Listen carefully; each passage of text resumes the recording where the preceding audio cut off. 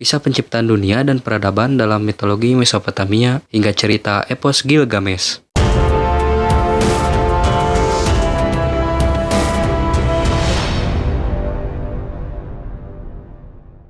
Mitos penciptaan yang berasal dari Babel ini disebut Enuma Elish. Enuma Elish ditemukan oleh Austen Henry Layar pada tahun 1849 dalam bentuk terpisah-pisah di perpustakaan Assurbanipal di Niniwe, Mosul, Irak.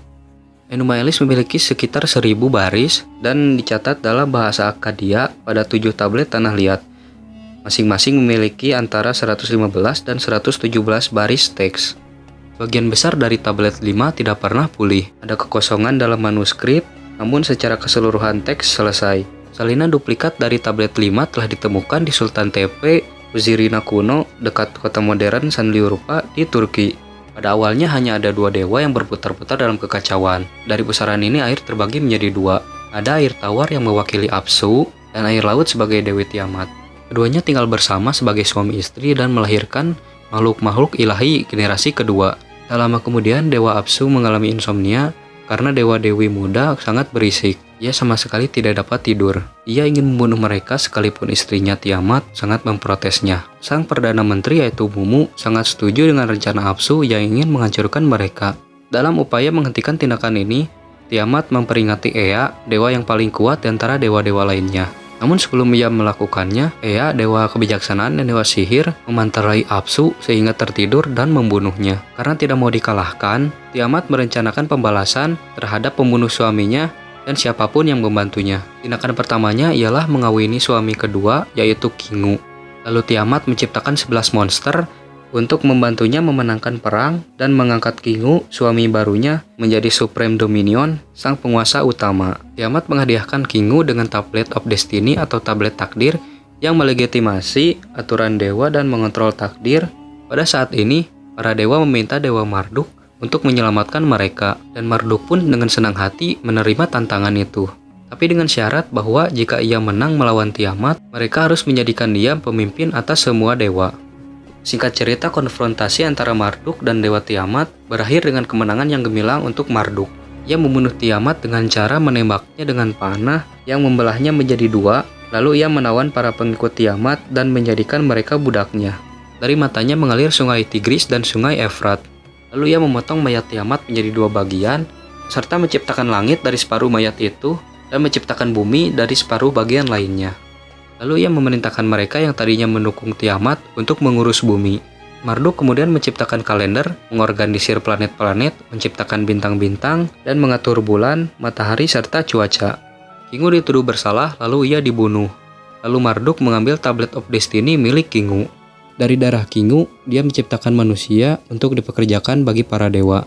Cerita ini berakhir dengan jamuan besar para dewa untuk menghormati Marduk dan dengan mencatat ke-50 namanya. Sejarah Mesopotamia diawali dengan tumbuhnya sebuah peradaban yang diyakini sebagai pusat peradaban tertua di dunia oleh bangsa Sumeria. Bangsa Sumeria membangun beberapa kota kuno yang terkenal, yaitu Ur, Erek, Kish, dan lain-lain. Kehadiran seorang tokoh imperialistik dari bangsa lain yang juga mendiami kawasan Mesopotamia, seperti bangsa Akkadia yang dipimpin oleh Sargon Agung. Sargon Agung ternyata melakukan sebuah penaklukan politis, tetapi bukan penaklukan kultural. Bahkan dalam beberapa hal, budaya Sumeria dan Akkadia beralkulturasi, sehingga era kepemimpinan ini sering disebut Jilid Sumeria Akkadia.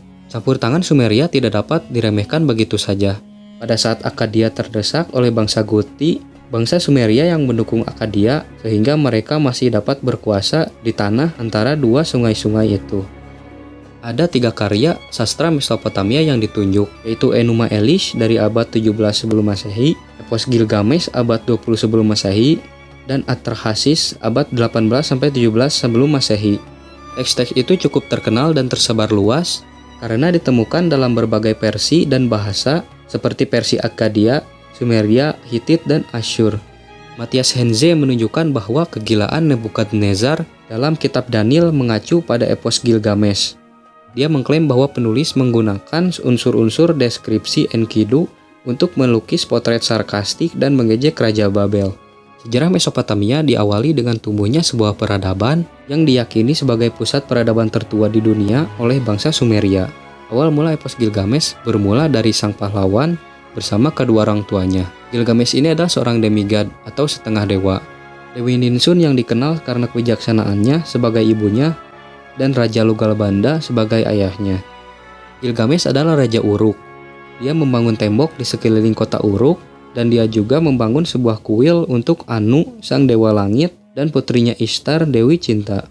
Sebagai raja, Gilgamesh ini sangat kuat. Dia mengambil apa saja yang dia mau dan dia bisa menghancurkan siapapun yang menghalangi jalannya. Para penduduk yang tinggal di Uruk mengeluh. Gilgamesh yang seharusnya melindungi rakyatnya bukan malah menindasnya. Para dewa mendengar keluhan itu lalu memberitahu Aruru, sang dewi pencipta. Karena dia telah menciptakan Gilgamesh, dia juga harus menciptakan sesuatu yang cukup untuk menandingi Gilgamesh.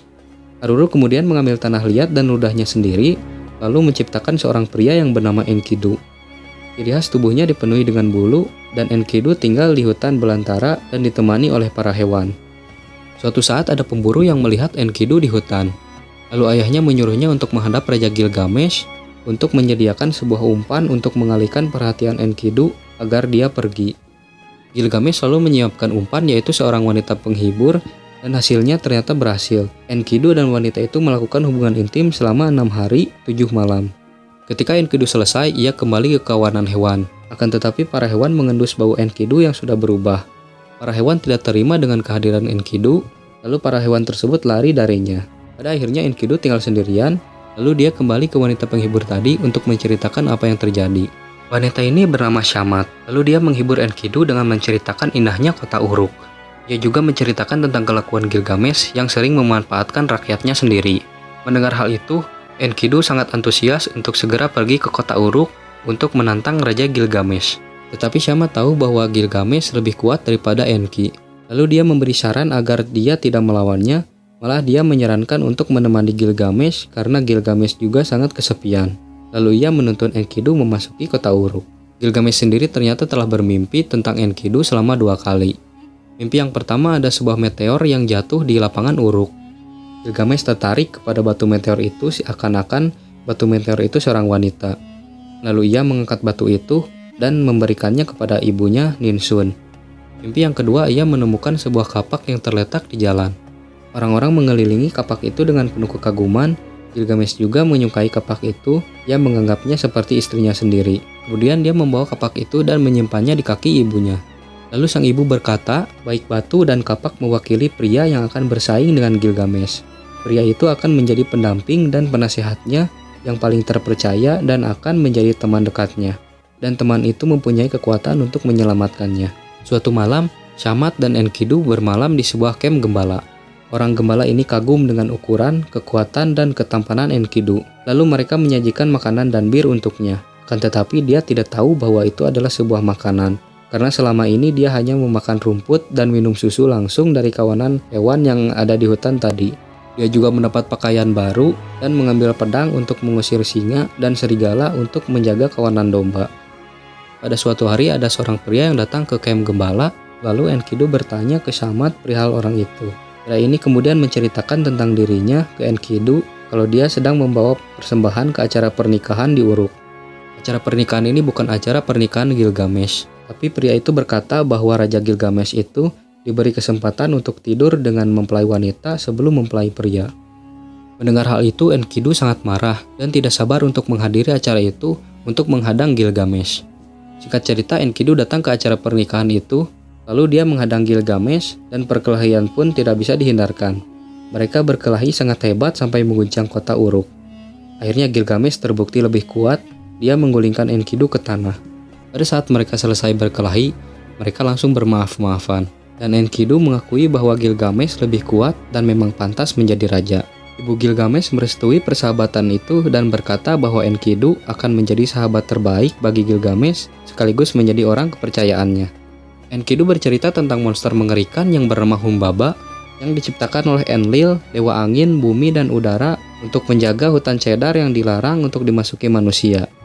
Gilgamesh tidak sabar untuk menghadapi monster itu, sementara Enkidu memperingatkan bahwa monster itu tak terkalahkan.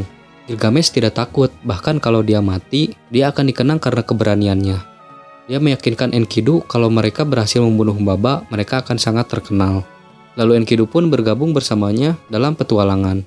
Mereka lalu mengumumkan kepada para penduduk di Uruk bahwa mereka akan membunuh Humbaba dan mereka akan menebang pohon cedar yang dilindungi Humbaba. Para tetua di Uruk tidak setuju karena tingkah ini dianggap terlalu sombong. Tetapi kalaupun dia tetap ngotot ingin membunuh Humbaba, dia harus berdoa bersama Enkidu karena bagaimanapun Enkidu lebih tahu tentang hutan belantara. Dan mereka pun harus berdoa dan meminta perlindungan kepada Shamash, dewa matahari. Kemudian mereka melakukan ritual doa dan pengorbanan serta mendengarkan nasihat dari para tetua. Lalu mereka pun pergi untuk melakukan perjalanan selama 3 hari. Pada malam hari Gilgamesh bermimpi sebuah gunung jatuh di atasnya. Lalu dia menceritakan mimpi itu kepada Enkidu. Menurutnya gunung itu adalah perwakilan dari Humbaba yang berbaring di daratan dan seperti gunung. Di lain hari juga Gilgamesh bermimpi lagi. Kali ini dia bermimpi ada seekor banteng liar menyerangnya ketika dia tidak berdaya di tanah. Lalu ada seseorang menawarinya air. Gilgamesh menceritakan lagi ke Enkidu perihal mimpi itu. Enkidu berkata bahwa mimpi itu adalah mimpi keberuntungan. Banteng itu bukan Humbaba, melainkan Dewa Shamash yang memberkati mereka melawan Humbaba. Dan orang memberinya air adalah ayahnya, Lugalbanda. Pada malam lainnya juga, Gilgamesh kembali bermimpi untuk yang ketiga kalinya. Dia bermimpi bumi berguncang dengan guntur dan petir, lalu api dan abu jatuh dari langit. Akan tetapi lagi-lagi Enkidu mengartikan mimpi ini adalah sebuah keberuntungan. Pada akhirnya Gilgamesh berdoa kepada Shamash untuk meminta perlindungan. Shamash menjawab dan menjelaskan bahwa mereka terkena efek dari pakaian Humbaba. Humbaba memiliki 7 lapis pakaian, pada setiap lapisannya menyebarkan ketakutan. Karena itu Humbaba menjadi makhluk yang tak terkalahkan. Tapi kali ini Shamash memberitahu mereka bahwa Humbaba saat ini hanya memakai 1 lapis pakaian, jadi saat ini adalah waktu yang tepat untuk membunuh Humbaba. Gilgamesh dan Enkidu akhirnya mencapai Gunung Para Dewa, tempat yang dilarang untuk semua manusia. Setiba di sana mereka langsung menebang pohon dan tidak lama kemudian terdengar auman Humbaba. Humbaba pun muncul dan pertarungan tak bisa dihindarkan. Gilgamesh akhirnya meminta tolong kepada Shamash dan Shamash pun melepaskan 13 badai kepada Humbaba. Dengan adanya bantuan ini, Gilgamesh pun bisa mengalahkan Humbaba. Humbaba kemudian memohon untuk mengampuninya. Dia berkata jika Gilgamesh melepaskannya, dia akan menjadi pelayannya. Pada awalnya Gilgamesh mendengarkan perkataan Humbaba. Akan tetapi Enkidu meyakinkan Gilgamesh untuk segera membunuh monster ini. Humbaba menyalahkan Enkidu karena sudah bersikap kasar dan dia bilang Enkidu itu hanya cemburu dan takut Humbaba menggantikan posisinya. Humbaba mengintimidasi dan meyakinkan mereka bahwa dia pelayan Enlil, dewa bumi, angin, dan udara yang lebih kuat dari Shamash. Dengan tingkat kedewaan yang lebih tinggi, jika Gilgamesh membunuhnya, mereka pasti akan mendapat kutukan. Gilgamesh berpikir kalau mereka akan mendapatkan ketenaran jika mereka membunuh Humbaba dan ia bisa mencuri pohon arasnya. Pada akhirnya Gilgamesh membunuh Humbaba, lalu dia menebang pohon-pohon yang paling tinggi di hutan itu, lalu dijadikan sebagai gerbang baru untuk kota Uruk. Mereka juga menebang pohon lainnya untuk dijadikan rakit sebagai kendaraan pulang menuju kota Uruk, sembari membawa kepala Humbaba. Sesampainya di Uruk, Gilgamesh kemudian mandi. Gilgamesh terlihat sangat tampan sampai Dewi Ishtar mencuri perhatiannya. Dewi Ishtar memohon kepada Gilgamesh supaya bisa menerima cintanya. Akan tetapi Gilgamesh tahu Ishtar itu seperti apa. Ishtar pernah melempar suaminya sendiri ke underworld. Dia juga pernah menyiksa dan mengubah suaminya menjadi binatang. Mendengar hal ini, Ishtar sangat marah. Lalu dia mengadu ke bapaknya, Anu sang dewa langit, dan ibunya Antum. Ia menuntut supaya mereka mengeluarkan Bull of Heaven atau banteng surga agar dia bisa melihat banteng itu mencabik-cabik Gilgamesh. Akan tetapi Dewa Anu setuju dengan perkataan Gilgamesh dan perkataannya pun memang benar. Mendengar hal ini, Ishtar lebih marah lagi. Lalu dia mengancam untuk membiarkan semua orang mati keluar dari underworld. Lalu Anu memperingatinya bahwa jika banteng itu dilepaskan, akan mendatangkan bencana kelaparan selama 7 tahun di dunia. Tapi Ishtar bilang dia tahu akan hal ini. Dia juga sudah merencanakan persediaan makanan untuk orang-orang di Uruk. Dewa Anu pun menyerah dan dia menuruti permintaan anaknya. Lalu banteng pun dilepaskan di kota Uruk. Saat jatuh dari langit, kota ini bergetar sangat hebat, membuat bumi retak sehingga 100 orang jatuh dan mati ke dalam retakan itu. Saat banteng mengaum, lebih banyak lagi retakan terbuka dan 100 orang lagi jatuh ke dalamnya. Pada saat akan terjadi ketiga kalinya, Gilgamesh dan Enkidu langsung melawan banteng itu. Dengan posisi Enkidu memegang ekor banteng, sementara Gilgamesh menebas leher banteng dengan pedangnya. Mereka kemudian memotong jantung banteng itu dan kemudian mempersembahkannya sebagai kurban kepada Dewa Shamash. Ishtar kemudian turun ke kota Uruk lalu meludahi kedua pahlawan itu. Lalu Enkidu mengambil salah satu paha dari banteng itu dan dia melemparnya ke arah Ishtar sembari mengancamnya. Lain waktu Ishtarlah yang akan menjadi korbannya. Kemudian Ishtar pun kabur sambil meratapi kehilangan banteng. Kemudian Gilgamesh mengarak kepala banteng di kota Uruk untuk merayakan kemenangannya.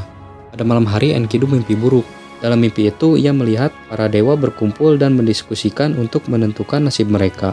Dewa Anu berpendapat bahwa ia harus menghukum salah satu dari pahlawan itu karena telah membunuh banteng surga dan menebang pohon di hutan terlarang. Tak lama dari kejadian itu, pada suatu malam Enkidu bermimpi bahwa ia akan mati. Sejak saat itu Enkidu semakin lemah tiap harinya.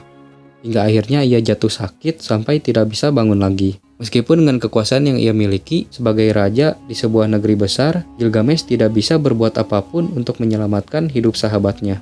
Lalu Gilgamesh berjanji kepada Enkidu bahwa ia akan membangun sebuah monumen patung besar yang terbuat dari emas untuk menghargai Enkidu. Enkidu menderita selama 12 hari, lalu kemudian ia mati. Selama 7 hari Gilgamesh berjaga di samping ranjang Enkidu, tidak mampu menerima kenyataan kalau sahabatnya tidak akan kembali lagi. Akhirnya ia melepas harapannya dan menjauhi keputusasaan. Ia meninggalkan istananya, ia meninggalkan kotanya, dan ia mengembara dalam hutan belantara, hidup seperti binatang, mencabut umbi-umbian, dan memetik buah beri untuk dimakan. Ia merobek pakaian mewahnya dan mengenakan kulit-kulit binatang. Ia tidak hanya hancur karena kehilangan seorang rekan, tapi ia juga terkejut oleh kekuatan kematian. Ia menyadari bahwa ia pun akan berbaring dingin dan gelap suatu hari nanti, dan tidak akan bisa lagi memiliki akses pada kecemerlangan dunia. Ia mencerca para dewa yang memberi manusia kutukan ini dan memutuskan bahwa ia akan mencari cara untuk hidup selamanya. Kekayaan yang ia miliki sebagai raja akan sia-sia jika ia mati. Ia teringat sebuah cerita tentang seorang pria bernama Jiusudra yang pada masa lalu selamat dari bencana banjir yang memusnahkan umat manusia dan telah diberi berkat keabadian oleh para dewa. Lalu ia memutuskan untuk mencarinya. Untuk waktu yang lama, ia mengembara menyeberangi hutan belantara hingga akhirnya tiba di pegunungan Manshu yang harus ia lewati jika ingin mencapai dunia bawah.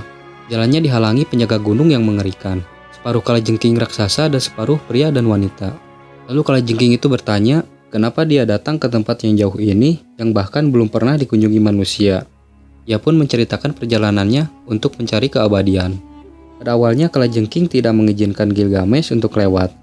Akan tetapi Gilgamesh memohon untuk diberi jalan, akhirnya kalajengking pun mengizinkannya. Makhluk kalajengking itu menggelindingkan kembali gerbang menuju gunung dan bebatuan pun bergemuruh dan mengerang di bawahnya. Gilgamesh berjalan menuju kegelapan di dalam gunung, berkelana melewati jalur yang dilalui matahari ketika tidak bersinar di atas bumi.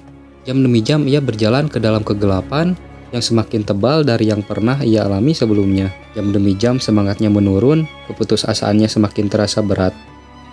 Kemudian pada jam ke-9, ia merasakan sedikit kesejukan dan mempercepat langkahnya. Setelah jam 12, ia berjalan menuju cahaya terang mentari pagi di sisi lain pegunungan. Ia menemukan dirinya di kebun permata. Daun-daun, bunga-bunga, buah bersinar dalam cahaya pagi, semuanya terbuat dari permata paling berharga. Ia memandang penuh takjub dan hampir lupa pada misi pencariannya. Kemudian ia melihat sebuah bangunan di tepi laut. Bangunan itu ditempati oleh si duri. Ketika si duri melihat Gilgamesh, ia merasa takut. Kemudian dia berlari ke rumahnya dan mengunci pintunya. Gilgamesh mengutuk pintu sambil menjelaskan kalau dia sedang berduka atas kematian temannya. Pada akhirnya si duri pun membuka pintu dan menyambutnya. Tetapi Gilgamesh menolaknya, karena dia beranggapan hal ini akan membuatnya teralihkan dengan tujuan utamanya. Si duri pun memberitahu Gilgamesh bahwa walaupun ia bisa melewati perairan berbahaya, tetapi ia tidak bisa selamat dari air kematian yang beracun. Si duri memberitahu bahwa satu-satunya cara untuk melakukannya adalah dengan bantuan sang tukang perahu Urshanabi yang telah membantu Jiusudra menyeberang berabad-abad yang lalu. Kemudian si duri memberitahu arah tempat tinggal Urshanabi yang terletak di dalam hutan. Sesampainya di sana, dia bertemu golem batu, lalu dia pun langsung menyerang golem itu. Pada akhirnya dia bertemu dengan Urshanabi. Dia bertanya apakah Urshanabi bisa membawa dia ke manusia immortal. Ia setuju, akan tetapi dia bilang bahwa Gilgamesh telah melakukan kesalahan karena dia telah menghancurkan golem batu tadi. Karena golem itu adalah makhluk yang menggerakkan perahunya. Karena itu Urshanabi memerintahkan Gilgamesh untuk menebang 120 pohon di hutan. Setelah Gilgamesh selesai melakukannya, mereka pun langsung berangkat melakukan perjalanan selama 3 hari. Ketika sesampainya di perairan kematian, Urshanabi mengingatkan Gilgamesh untuk tidak sekalipun membiarkan bagian manapun di tubuhnya menyentuh air. Galah perahu habis dipakai sebelum mereka tiba di seberang. Tapi Gilgamesh menggunakan cawatnya sebagai layar untuk melanjutkan perjalanan. Yusudra yang tinggal di persimpangan 3 sungai memandang ke arah air kematian dan melihat perahu berlayar aneh. Ia bertanya-tanya kenapa perahunya tidak memiliki tuan yang sama di kemudi. Ketika Gilgamesh berlabuh, ia tidak menyia-nyiakan waktu untuk menceritakan kisahnya dan bagaimana ia menginginkan hidup abadi. Namun Yusudra berkata, seperti semua orang yang telah bertemu Gilgamesh dalam perjalanan ini, mengingatkannya bahwa manusia tidak lebih dari sebuah alang-alang rapuh dan tidak bisa berharap kekekalan. Gilgamesh selalu bertanya kepada Yusudra, kenapa dia bisa hidup abadi. Yusudra pun menceritakan semuanya. Dahulu kala Yusudra adalah seorang raja di Surupak, sebuah kota yang makmur. Ia menceritakan ada pertemuan para dewa di Dewan Rahasia. Enlil mengirimkan banjir besar. Ea, dewa kebijaksanaan, memperingatkan Yusudra tentang rencana para dewa, dan supaya dia bersiap menghadapi banjir besar. Dia menyuruhnya untuk membuat sebuah bahtera besar dan membawa 2 dari setiap jenis makhluk yang ada di bumi. Ketika banjir tiba dan perahu pun sudah jadi, akhirnya setelah 7 hari terombang-ambing, Yusudra melepaskan seekor merpati untuk mencari daratan. Tetapi merpati tidak menemukan daratan. Setelah itu dia melepaskan seekor burung walet, akan tetapi burung itu juga tidak bisa menemukan daratan. Untuk terakhir kali dia melepaskan burung gagak. Dan burung gagak ini tidak kembali, yang artinya dia telah menemukan daratan. Yusudra memberi persembahan kurban dan sesajian di puncak gunung sebagai rasa syukur atas keselamatannya. Tapi di majelis para dewa terjadi keributan. Rupanya Enlil, dewa yang telah mendatangkan badai karena kemarahannya pada umat manusia, murka karena ada makhluk hidup yang selamat. Sementara dewa-dewa lain terkejut pada besarnya kehancuran yang terjadi. Ishtar khususnya menangis untuk umatnya, dan Enki berbicara dengan penuh perasaan tentang ketidakadilan hukuman yang diterima seluruh umat manusia atas dosa beberapa orang saja. Enlil pun menyesali perbuatannya dan setuju menganugerahkan keabadian pada seorang manusia, Yusudra, sebagai kompensasi atas apa yang telah terjadi pada ras manusia. Gilgamesh mendengarkan kisah tentang bagaimana Yusudra menjadi abadi dengan seksama.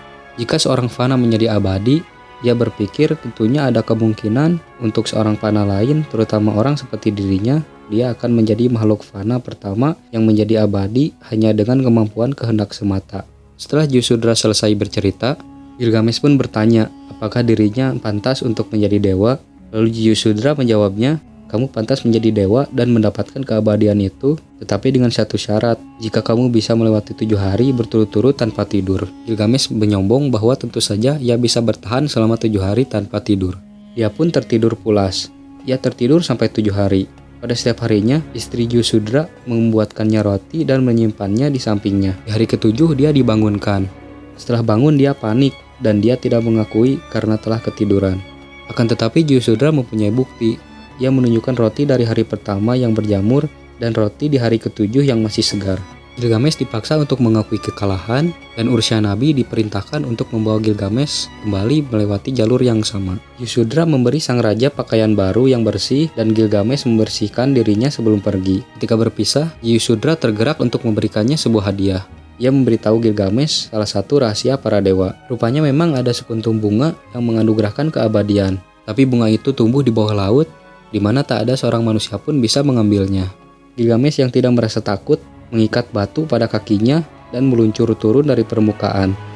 Kemudian ia menemukan tanaman itu, mencabutnya dan membawanya kembali. Ketika dia sampai di pantai, dia bilang ke Urshanabi bahwa tanaman ini akan dibagikan kepada para tetua di Uruk, dan dia juga akan memakan tanaman ini supaya bisa kembali muda lagi. Perjalanan kembali begitu jauh dan banyak bahaya di sepanjang jalan menuju keluar. Pada suatu malam ia beristirahat di samping kolam. Ketika ia menyegarkan diri dengan air kolam, ada seekor ular yang mencium aroma tanaman itu dan lalu ia memakannya. Akhirnya ular ini kembali muda dan berganti kulit. Gilgamesh melihat ular itu dan tahu bahwa ular itu memakan tanamannya. Gilgamesh pun putus asa karena belum sempat memakan tanaman itu. Untuk beberapa waktu ia duduk di samping kolam untuk meratapi nasibnya. Dengan letih ia berjalan pulang ke Uruk dan kemudian memandang kotanya dari atas bukit, lalu ia berhenti. Apa yang ia lihat adalah tempat yang baik, dengan ziggurat-ziggurat, istana-istana dan kuil-kuil yang megah, dengan taman-taman dan jalan-jalan yang lebar, di mana orang-orang berjalan riang di atasnya. Ia menegakkan tubuhnya dan meluncur turun untuk kembali mengklaim kerajaannya. Nah, itulah kisah tentang penciptaan dan peradaban dalam mitologi Mesopotamia hingga kisah epos Gilgamesh. Mohon maaf jika ada kesalahan dalam penyebutan kata maupun tempat. Akhir kata, saya Yogi. See you next video.